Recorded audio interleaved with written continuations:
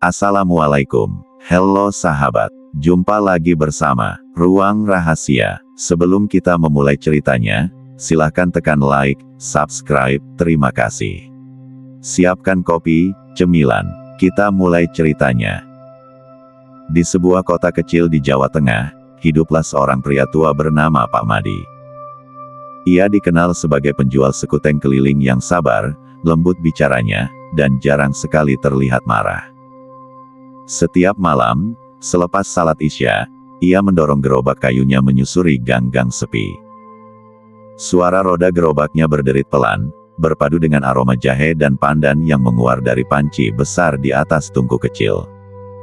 Sekuteng anget, suaranya lirih namun jelas, menjadi pengingat bagi siapapun yang masih terjaga di malam hari. Hidupnya sederhana, ia tinggal bersama istrinya, Bu Ijah, di rumah bambu di tepi sawah. Anak-anak mereka sudah merantau ke kota besar, sesekali mengirim uang, tapi tidak rutin. Namun Pak tidak pernah mengeluh. Ia percaya, setiap langkah mendorong gerobak itu adalah ibadah. Sebelum keluar berjualan, ia selalu berwudu dan membaca doa perlindungan. Rezeki itu, Ijah, datangnya dari Allah. Bukan dari siapa-siapa, ucapnya lembut suatu malam. Bu Ijah hanya mengangguk sambil menyiapkan termos berisi air panas tambahan. Udara malam itu dingin sekali, kabut tipis sudah turun bahkan sebelum jam 8. Tapi bagi Pak Rasin, malam seperti itu justru paling baik untuk berjualan sekuteng. Orang-orang butuh hangat, dan sekutengnya memang terkenal paling nikmat di kampung itu. Rahasianya sederhana, ia selalu membaca basmalah saat menuangkan air jahe. Malam itu, ia memutuskan untuk mencoba rute yang agak jauh, menuju lapangan tua di ujung kota. Biasanya banyak anak muda nongkrong di sana, tapi belakangan lapangan itu mulai sepi. Ada desas-desus tentang penampakan perempuan berambut panjang yang menampakkan diri di bawah beringin besar di tengah lapangan. Bagi sebagian orang, cerita itu cukup menakutkan. Tapi bagi Pak Madi, ia hanya tersenyum. Makhluk halus itu juga ciptaan Tuhan. Selama kita tak ganggu, mereka pun tak ganggu, katanya pada istrinya. Ia mendorong gerobak perlahan, melewati jalan yang semakin sunyi. Rumah-rumah sudah banyak yang memadamkan lampu. Hanya suara jangkrik dan lolongan anjing terdengar dari kejauhan. Uap sekuteng masih mengepul, memberi kehangatan di sekelilingnya. Tapi malam itu, entah kenapa, udara terasa berbeda, dinginnya seperti menembus tulang. Angin berhembus membawa bau bunga melati samar, padahal tidak ada pohon melati di sekitar. Pak Madi berhenti sejenak di tepi jalan, menatap ke arah lapangan tua yang mulai tampak di kejauhan. Dari jauh, lampu jalan satu-satunya di sana berkelip redup, seperti hendak padam. Ia menarik napas panjang, lalu melanjutkan langkahnya dengan zikir pelan di bibir. Allahu Akbar, ucapnya sambil mendorong gerobak menembus kabut. Roda kayu berdecit, bergema aneh di tengah kesunyian. Sesampainya di lapangan, ia menurunkan penyangga gerobak dan duduk di bangku kecil. Di seberangnya, berdiri pohon beringin tua yang besar sekali. Cabangnya menjuntai seperti lengan-lengan panjang yang menggantung. Daunnya rimbun menutupi sebagian langit malam. Di bawahnya tampak gelap, nyaris tak terlihat tanahnya. Tapi anehnya, dari sana terdengar suara perempuan tertawa kecil. Hai, hai, hai. Suara itu lirih, nyaris seperti desiran angin, tapi cukup jelas untuk membuat bulu kuduk berdiri. Pak Madi berhenti mengaduk sekuteng. Ia menatap ke arah pohon itu, matanya menyipit. Assalamualaikum, sapanya pelan, sopan seperti berbicara kepada tetangga. Angin berhenti sesaat, tak ada balasan, hanya kesunyian yang lebih pekat. Ia menghela napas dan kembali ke pekerjaannya. Ah, mungkin cuma suara anak lewat, pikirnya mencoba menenangkan diri. Namun tak ada siapapun lewat malam itu. Jalanan di sekitar lapangan benar-benar kosong. Ia menyalakan lampu minyak kecil di gerobak agar terang sedikit. Bayangan tubuhnya memanjang ke tanah, bergerak mengikuti nyala api yang menari-nari. Baru saja ia hendak menuangkan sekuteng ke gelas, tiba-tiba terdengar suara langkah kaki mendekat. Langkah itu pelan, tapi jelas, seolah seseorang sedang berjalan di atas daun kering. Dari balik kabut, muncullah seorang perempuan muda memakai kebaya putih, rambutnya terurai panjang, wajahnya pucat namun cantik. Ia tersenyum tipis dan berkata, "Pak, sekuteng satu ya." Pak Madi tersenyum balik, tanpa curiga sedikit pun. "Iya, Mbak, duduk dulu ya, saya buatkan." Perempuan itu berdiri beberapa langkah dari gerobak, tidak terlalu dekat. Dari jarak itu, wajahnya tampak samar-samar tertutup kabut, tapi matanya berkilat aneh seperti terkena cahaya bulan. Pak Madi, seperti biasa, tetap sopan. Ia menuangkan air jahe panas ke dalam gelas, menambahkan roti, kacang, dan pacar Cina.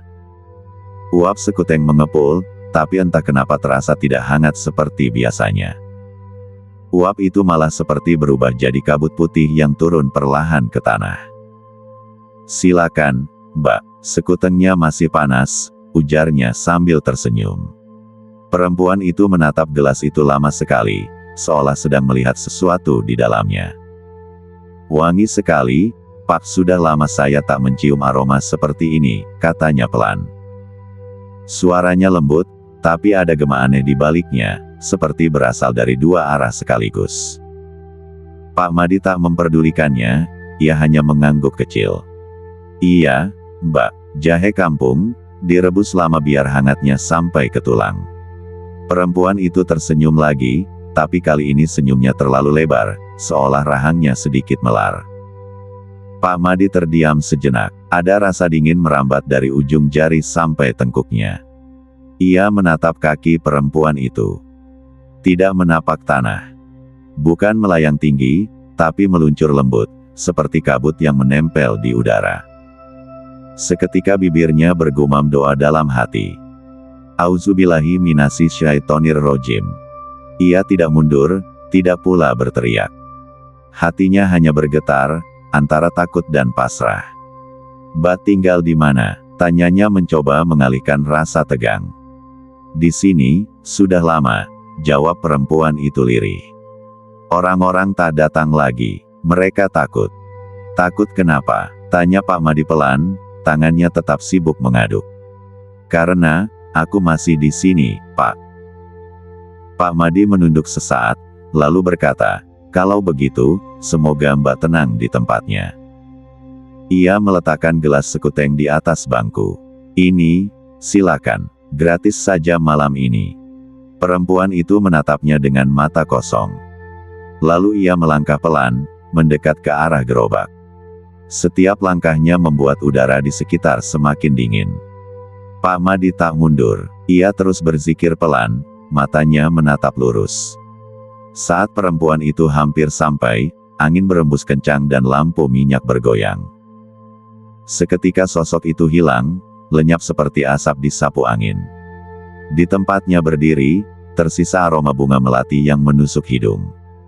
Gelas sekuteng yang tadi masih mengepul kini menjadi dingin, bahkan permukaannya berembun seperti es. Pak Madi menatap gelas itu lama, kemudian menghela napas panjang. "Semoga Allah merahmatimu, siapapun engkau," gumamnya lirih. Ia mengambil air doa dari botol kecil dan memercikkan sedikit ke tanah di dekat gerobaknya. Suara jangkrik kembali terdengar, pelan tapi teratur. Seolah alam baru saja menarik napas setelah keheningan panjang. Malam semakin larut, tapi anehnya, rasa takut Pak Rasin justru berganti dengan tenang. Ia menatap beringin tua itu lagi. Daunnya bergoyang pelan, dan dari sela-selanya seperti tampak bayangan-bayangan samar. Ia tak ingin menantang, tapi juga tak ingin lari. "Kalian di sini, saya di sini. Mari kita saling menghormati," ucapnya pelan sebelum kembali mengaduk sekuteng. Angin membalasnya dengan hembusan lembut, seolah menjawab. Tak lama kemudian, seorang bapak tua muncul dari arah gang. Wajahnya tampak letih, tapi nyata, berdebu dan berkeringat. "Wah, masih jualan, Pak Madi?" "Larut Nian, katanya sambil duduk. Pak Madi tersenyum, "Iya, Pak. Alhamdulillah, baru saja ada pembeli." Bapak itu menatap heran. "Pembeli? Saya nggak lihat siapa-siapa dari tadi." Pak Madi menoleh ke arah tempat perempuan itu berdiri tadi. Tak ada siapapun di sana, hanya kabut yang masih menggantung rendah. Tapi di bangku kayu di dekat gerobaknya, gelas sekuteng itu masih ada, utuh dan dingin. "Tadi jelas-jelas ada yang pesan," gumamnya pelan. Bapak pembeli yang baru datang menatap heran. "Mungkin Bapak yang ngelamun kali, Pak." Pak Madi hanya tersenyum. Mungkin juga begitu. Ia tidak mau membahasnya lebih lanjut. Malam itu, ia menjual beberapa gelas sekuteng pada 2 orang pekerja malam yang lewat. Mereka membayar dengan uang lusuh, lalu bergegas pergi. Tak ada yang aneh lagi sampai ia pulang. Tapi keesokan paginya, saat Bu Ijah menghitung hasil jualan, ia memekik kecil. "Masya Allah, Pak, ini uangnya kenapa jadi daun?" Pak Madi menatap uang di tangan istrinya. Benar saja, beberapa lembar uang kertas berubah menjadi daun jati kering. Warnanya coklat tua, dan di salah satu daun itu ada noda hitam yang membentuk wajah samar seorang perempuan. "Innalillahi," bisiknya pelan. Ia tahu, itu bukan kebetulan. "Sudahlah, Bu, jangan takut, mungkin memang bukan rezeki kita malam itu." Bu Ijah hanya mengangguk, tapi sejak saat itu ia mulai sering memandangi suaminya dengan cemas setiap hendak berangkat jualan. "Kalau sudah larut, jangan ke lapangan itu lagi, Pak," pintanya. "Iya, insya Allah," jawabnya lembut, meski dalam hatinya ia tahu, ia akan tetap lewat sana. Malam berikutnya, ia kembali mendorong gerobaknya melewati jalan yang sama. Kabut lebih tebal dari biasanya, dan angin membawa aroma tanah basah. Suara binatang malam seperti hilang seluruhnya, digantikan keheningan berat yang membuat dada terasa sesak. Tapi langkahnya mantap, ia tak ingin menyerah hanya karena rasa takut. Setiap dorongan roda ia iringi dengan zikir yang tak putus. Saat tiba di lapangan tua itu lagi, suasananya sama seperti sebelumnya, lampu jalan redup, beringin diam tanpa suara. Ia berhenti, menyalakan lampu minyak, lalu bersandar sebentar. Dari arah selatan lapangan, terdengar langkah kaki kecil, seperti anak-anak berlari. "Heh, siapa itu? Jangan main malam-malam," serunya. Tapi tak ada jawaban, hanya tawa kecil terdengar dari balik kabut. Hihihi.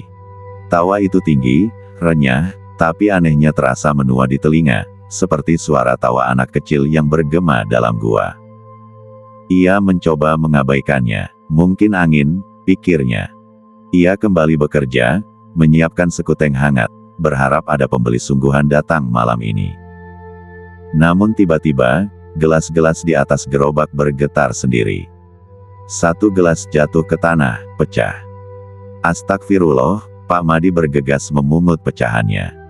Saat itulah ia melihat sesuatu di tanah, jejak kaki kecil, tapi tidak seperti kaki manusia. Jari-jarinya panjang, lebih seperti cakar. Jejak itu memanjang menuju arah beringin. Ia menatap ke sana lama sekali. Angin berhenti, lalu datang hembusan lembut membawa aroma bunga kenanga. Dalam aroma itu, terdengar lagi suara lirih. Kali ini bukan tawa, melainkan bisikan. "Pak, terima kasih sudah datang lagi." Suara perempuan itu, suara yang sama dengan malam sebelumnya. Pak Madi menegakkan tubuhnya, menatap ke arah pohon besar. "Saya cuma jualan, Mbak. Tidak bermaksud apa-apa," ujarnya pelan namun tegas. "Saya tahu," suara itu menjawab, semakin dekat. "Tapi mereka tidak suka." "Mereka siapa?" Tak ada jawaban, hanya daun-daun yang tiba-tiba berguguran, meski angin tak bertiup. Malam itu, Pak Madi baru sadar, lapangan tua itu bukan hanya tempat makhluk halus berdiam, tapi juga tempat mereka berkumpul.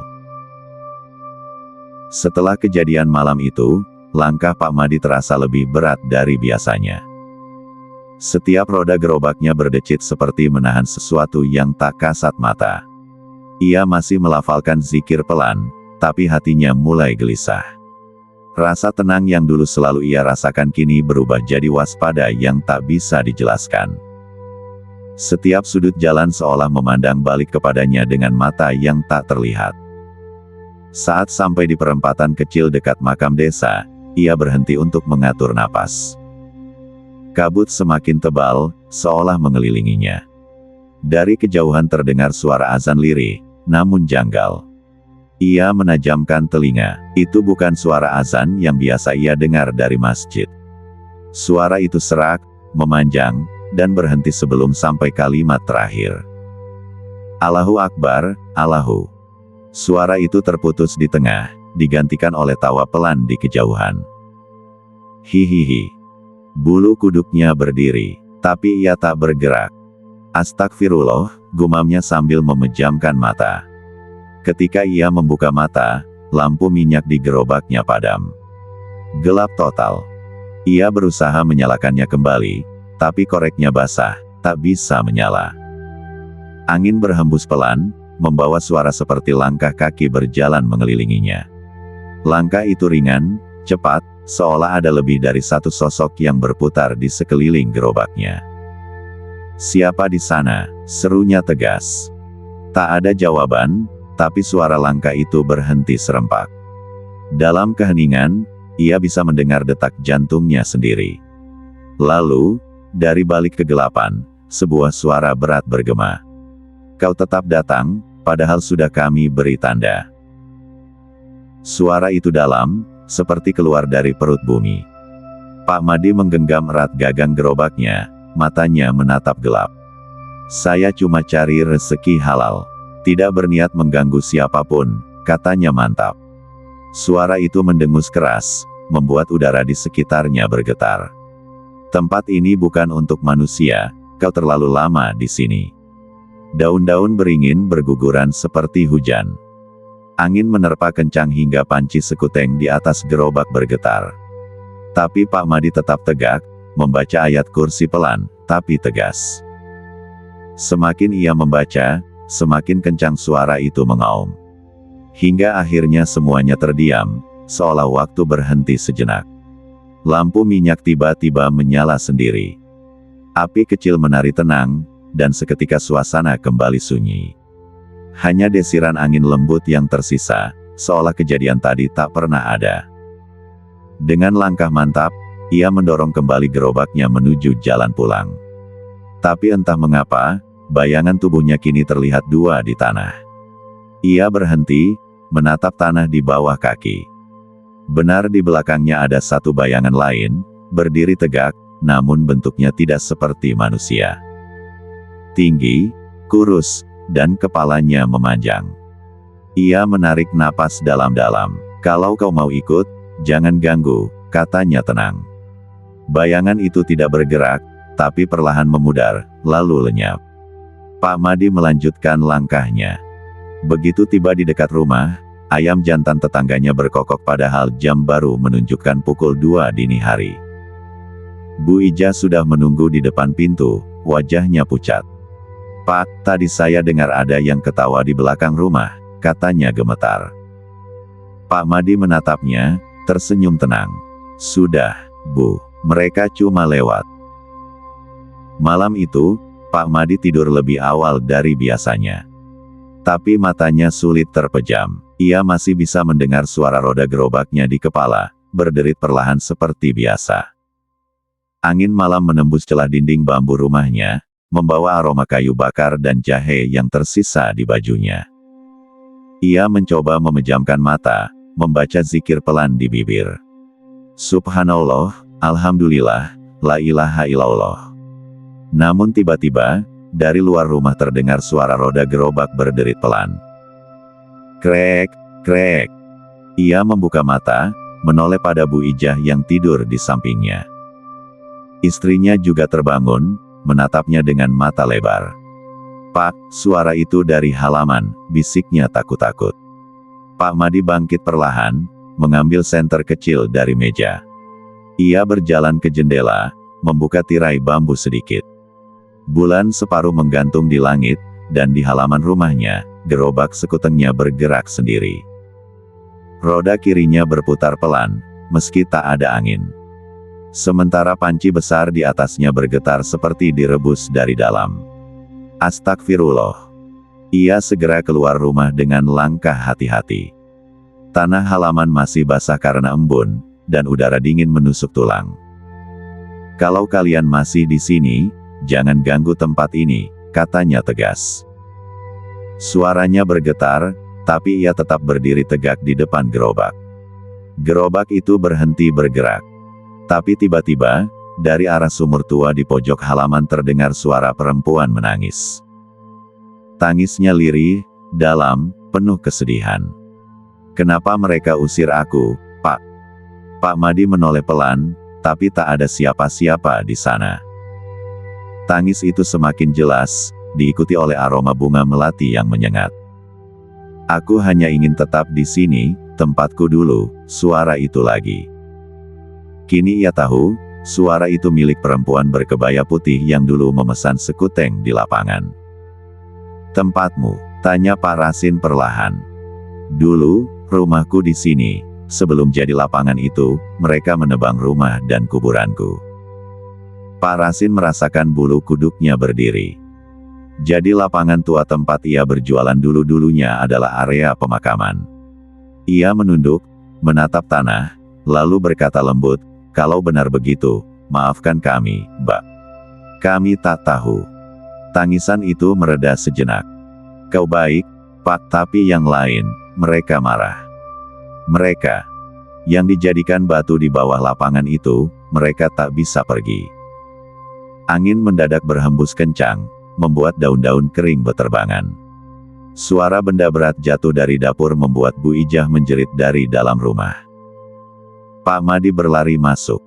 Di dapur, panci air tumpah sendiri. Api kompor padam, dan di dinding bambu terlihat kep tangan hitam, seperti bekas jelaga. Bu Ijah memeluk suaminya dengan gemetar. Pak, apa yang mereka mau? Mungkin, hanya ingin didoakan, jawabnya perlahan. Malam itu mereka tidak tidur lagi. Saat azan subuh berkumandang, semua suara aneh lenyap begitu saja. Gerobak sekuteng diam di tempatnya, tak bergerak lagi. Tapi saat Pak Madi menatap panci sekutengnya, ia menemukan setangkai bunga melati segar di dalamnya. Harumnya menenangkan, tapi di bawahnya, ada selembar daun jati bertuliskan samar-samar. Terima kasih, Pak Madi. Jangan datang ke lapangan malam ini. Seharian penuh, Pak Madi duduk di depan rumah tanpa bicara banyak. Ia masih memandangi bunga melati dan daun jati yang ditemukannya pagi tadi. Ia tahu, itu bukan sekadar pesan, melainkan peringatan. Bu Narti memintanya untuk tidak berjualan malam itu. Tapi rasa tanggung jawabnya sebagai pencari nafkah membuat hatinya bimbang. Mungkin cuma mimpi, katanya, mencoba menenangkan diri. Tapi suara lirih dari dalam kepala seperti berbisik, jangan datang malam ini. Menjelang senja, langit memerah seperti darah. Angin dari arah lapangan berhembus dingin, membawa bau tanah basah dan dupa. Pak Madi memutuskan untuk menunggu di rumah saja, sambil berzikir. Namun, menjelang pukul 9 malam, terdengar suara roda gerobaknya berderit sendiri lagi. Krek, krek. Suara itu datang bukan dari halaman, tapi dari arah jalan menuju lapangan. Pak Madi keluar rumah, dan benar, gerobak sekutengnya berjalan sendiri menuju lapangan. Tanpa sadar, langkah kakinya ikut mengikuti dari belakang. Lampu-lampu rumah penduduk sudah padam. Jalanan sepi, hanya suara jangkrik dan angin di antara pepohonan pisang. Gerobak itu berhenti di tengah lapangan, tempat biasa ia berdagang. Tapi malam itu, lapangan terasa berbeda. Tanahnya seperti bergetar halus, dan dari kejauhan, cahaya remang seperti api kecil menari di udara. Pak Madi membaca doa, menatap ke arah tengah lapangan. Dari tanah yang retak, perlahan muncul bayangan-bayangan hitam menyerupai manusia. Jumlahnya banyak, belasan, bahkan puluhan. Mereka berdiri diam, sebagian tanpa wajah, sebagian hanya bayang tubuh. Suara lirih seperti bisikan ribuan orang terdengar. Dinginnya tanah ini, gelapnya tempat kami. Di antara mereka, muncul sosok perempuan berkebaya putih. Wajahnya pucat, tapi senyumnya lembut. Pak Madi, mereka ingin dibacakan doa. Itu saja. Pak Madi mengangguk, lalu menunduk, mengangkat tangannya. Ia mulai membaca surah Yasin dengan suara pelan tapi tegas. Angin berhenti. Api-api kecil itu padam perlahan, satu persatu. Suara tangisan berubah menjadi napas lega. Terima kasih, terdengar bisikan serempak, menggema di seluruh lapangan. Sosok-sosok hitam itu memudar, lenyap ke dalam tanah. Hanya perempuan berkebaya putih yang tersisa. Ia menatap Pak Madi, matanya berkilat lembut. Mulai malam ini, kau tak akan diganggu lagi. Siapa kau sebenarnya, Mbak? Tanya Pak Madi pelan. Aku, hanyalah penjaga. Mereka semua sudah tenang sekarang. Sosok itu tersenyum, lalu berjalan mundur, perlahan menghilang di udara bersama kabut. Seketika, lapangan menjadi sunyi. Angin kembali bertiup normal, dan jangkrik mulai bersuara lagi. Pak Madi terdiam lama, menatap langit yang kini mulai memudar ke arah fajar. Innalillahi, semoga mereka semua diterima di sisimu, ya Allah, ucapnya lirih. Ia mendorong gerobaknya pulang, kali ini dengan hati ringan. Sesampainya di rumah, Bu Ija sudah menunggu dengan wajah khawatir. Sudah selesai, Bu. Mereka tenang sekarang, katanya sambil tersenyum. Sejak malam itu, tidak ada lagi gangguan. Gerobak sekutengnya tak pernah bergerak sendiri lagi. Tapi setiap kali Pak Madi merebus air jahe di malam hari, aroma melati samar selalu ikut menenangkan hatinya. Akhir cerita. Sebuah kisah tentang kesabaran, keikhlasan, dan keberanian seorang penjual sederhana yang menjaga keimanan di tengah godaan dunia tak kasat mata. Kadang, kebaikan yang tulus bisa menenangkan bukan hanya manusia, tapi juga mereka yang tak terlihat.